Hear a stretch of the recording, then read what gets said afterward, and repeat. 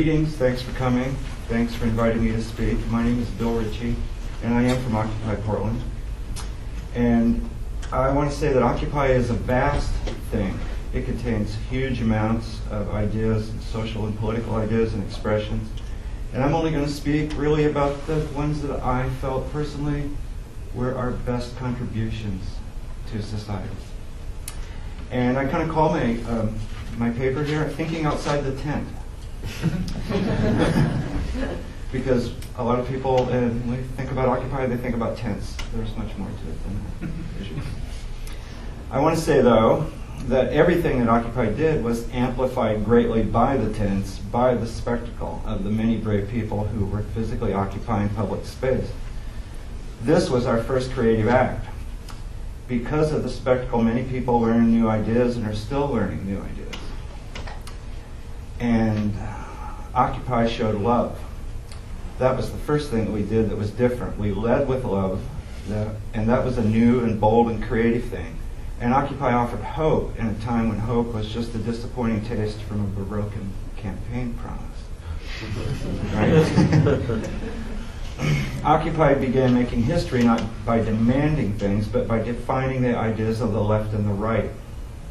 We spoke to people's problems as leftists in a country that was in an economic depression designed by the right.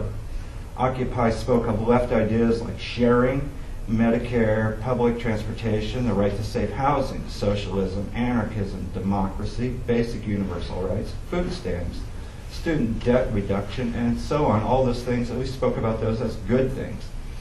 And Occupy spoke of the right-wing ideas such as, bank bailouts, less privatization of public property, wars for resource stealing, austerity, lowering taxes on the wealthy, cutting social services, and so on. We talked about those as bad things. That was something we did that was different. People hadn't heard that. You don't hear that on the news, right? And Occupy spoke with a class consciousness and related it to specific ideas, which immediately undid some of the ruling class's lies about economy and gave people a more ethical framework paired to political ideas. We gave people a political vocabulary. And we attracted the widest range of people by speaking this way, from the young to the old, political activists to people who never cared about politics, from the homeless and to the rich. We attracted a wide group of people. Another thing that Occupy did that was very important is that we flipped the story about the economic depression being caused by a liberal president to it being the design of corporations and corrupted governments and by capitalism. We flipped that overnight. And it's important to remember the political and economic world that Occupy was born into. The design economic decline of 30 years had reached to the middle class. Suddenly, the middle class was hurting. They couldn't get jobs. They were losing their homes, often due to medical bills. They had student loans they couldn't pay. Their pensions vanished by a third in a planned market crash. And the list goes on. Private charities and food pantries were running out of funds. Sick veterans were returning from 2 wars of imperialism. States were running out of food stamp funds. Soup kitchens were being overwhelmed by the young college-educated people with no jobs. People were living in cars. The whole country felt bleak. And poverty, again, had spread from the bottom up to the educated middle class, just as it had done during the 20s and 30s in that Great Depression. This was the United States that Occupy was born into, and arguably, and it probably wouldn't have been born if it weren't for these conditions. It is produced by these conditions. Prior to Occupy, there was little vocal challenge to the ruling class's explanation of the deteriorating lifestyle of most people in the USA. As the economy became worse, more middle-class people began to suffer, and they began to wonder why. It didn't seem to most people like they'd done anything wrong. They had played by all the rules seen on TV and magazines. They didn't feel like they were to blame for their troubles. The corporate media began to supply the answers. They said it's the fault of the liberal school teachers, of the liberal elites, of the postal workers, of the bus drivers, of the people with public pensions, of people who borrowed too much, and people on food stamps. The ruling class used the Tea Party to further shift the blame away from capitalism. It's important to remember how the Tea Party only repeated the messages of the ruling class.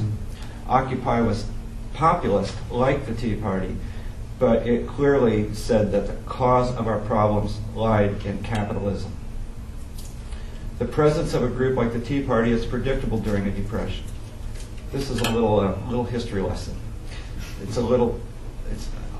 just what it is. During the 1930s, that depression, which was also planned and also global, back then the RCA Corporation had a right-wing religious radio show on several times a week which promoted right-wing solutions to the economic depression and cautioned against left-wing solutions like governmental job stimulation.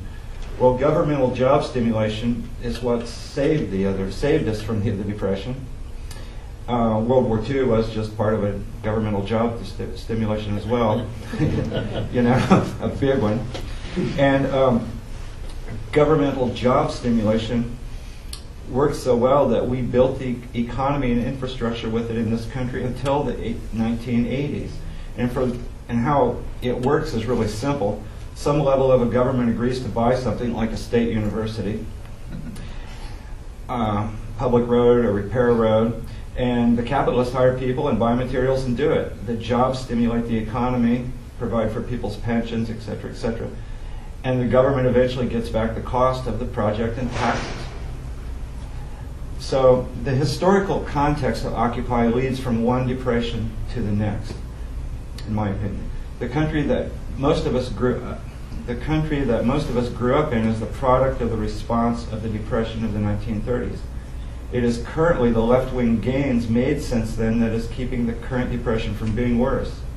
We still have some of the safety nets such as unemployment insurance, Medicare, pensions, etc. These things didn't exist before the left fought and won for them since the 1930s.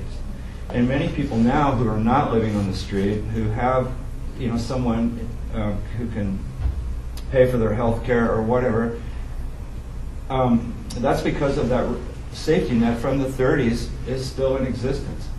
And it's actually that safety net that the ruling class wants to remove now under the name of austerity. So Occupy, in my opinion, historically, clearly goes from one depression to the next. And the fact that the ruling class is presently using the legal means of the corrupt government to shut down many portions of our public services, it's a signal that the economic situation isn't on the verge of changing for the better. If it were on the verge of changing for the better, the government would, rather than being shut down, it would be announcing that we're building massive solar plants everywhere and everyone's going to go back to work. And they wouldn't be debating like the minutiae of healthcare plans. They would just immediately go to national healthcare. So we're not like in an improvement mode at the moment, contrary to what people think. And notice that as the government is shut down, the kind of the libertarian dream of a small government being better didn't really work out like they wanted.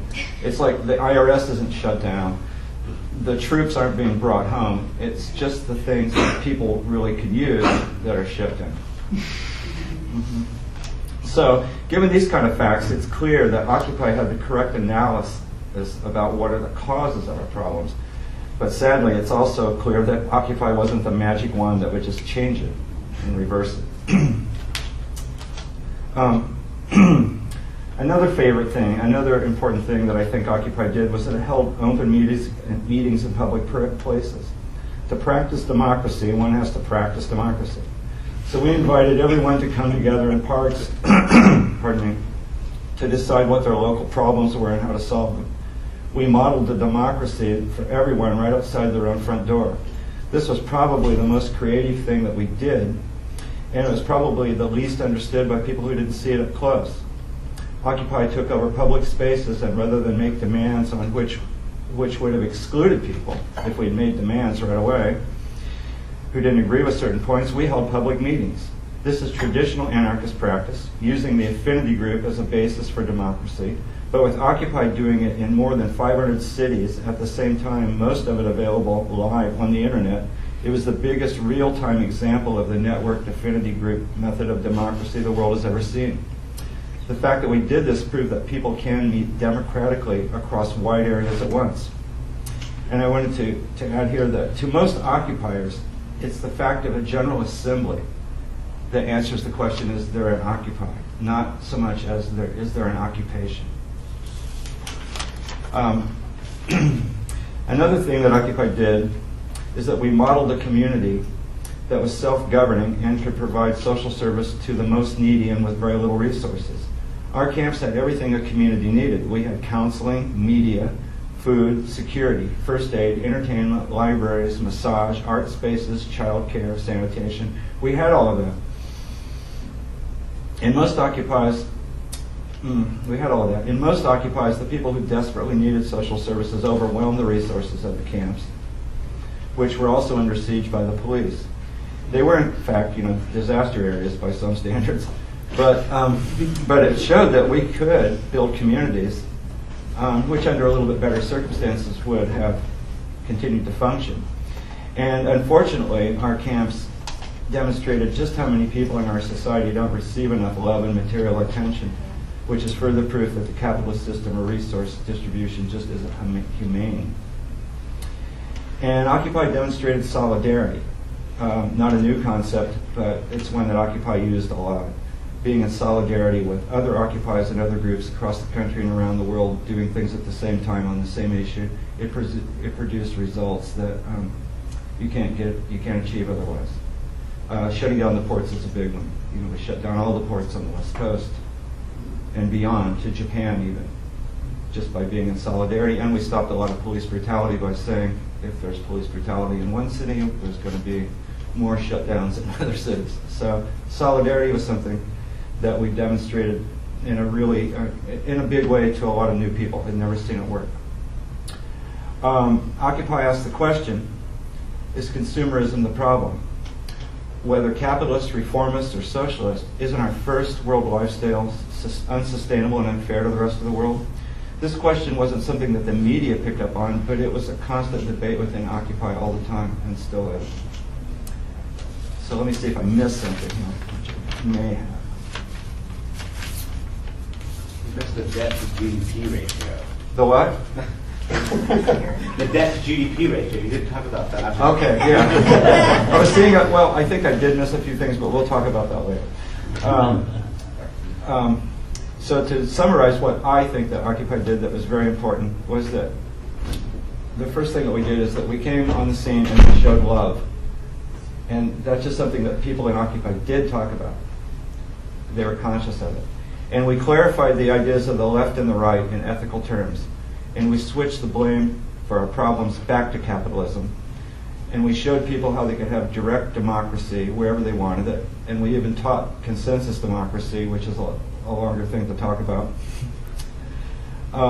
And we modeled DIY city and village planning and social services, and we demonstrated again how solidarity works, and we questioned the first world lifestyle. Is it sustainable and ethical? So what's next? So is it all worth it? So I have maybe a little piece of inspiration about is it worth doing things?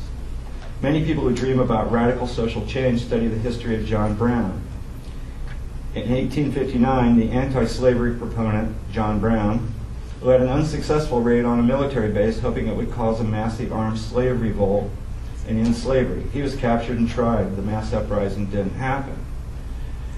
But the war did happen, and slavery was ended, but John Brown didn't know it because he had been executed 6 years earlier. But it worked. So, is it worth it to sit in parks and to try to build a model for a new democracy? History happens whether you pay attention to it or not, whether you try to influence it or not. And even if you do try to make the world a better place, you probably, like John Brown, won't even know if your actions had any effect whatsoever. So I encourage us all to keep working. And because everything in this world that is good was made by people just like us who took the time from their lives to try to make things better. Nothing was just given to us. It just took work, but it did work. Thank you.